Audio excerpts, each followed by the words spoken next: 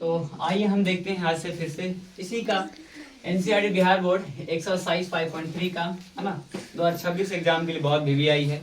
और इस एपी का क्वेश्चन को देख लेंगे। क्वेश्चन नंबर हमारा कितना है? 7 है।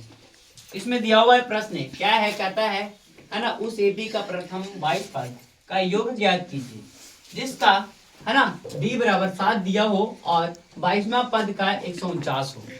तो सबसे पहले हम लोग चलेंगे और इसको समझेंगे और बनाएंगे।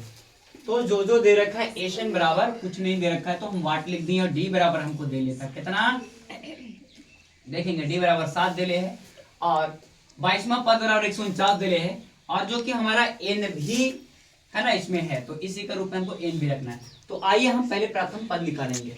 तो ये प्रथम पद के लिए हो गया, क्या हो गया? प्रथम पद। तो प्रथम पद जितना दे ले उतना रख लेंगे।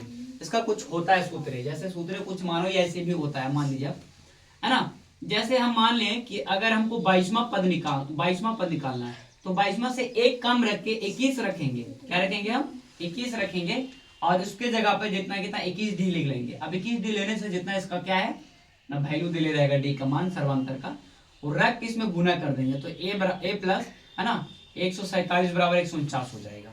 तो अब इसी चीज को प्लस माइनस में हम चेंज करेंगे। वो प्लस था, है ना, इधर ला लेंगे, प्लस में था इधर आके माइनस में हो जाएगा। तो 149 माइनस, है ना, जो कि हमको प्रथम पद बराबर कितना आया, ये क्या लिखेंगे इसको? प्रथम पद बराबर क्या आया ये हमको, है ना, 2 आया। अब सूत्र से हम एसएन का योग, जिसको इतना सूत्र एसएन का योग बराबर एक सूत्र होता है जो कि हम यहाँ पर बैठा दिए वैल्यू, है ना। अब बैठाने के बाद क्या करना है, अब 22 एन का वैल्यू कितना था? 22/2 रख लिए और ए का वैल्यू अभी निकाले थे प्रथम पद 2, अब प्लस में 149। अब 149 क्या निकाले हैं, ध्यान से समझिएगा।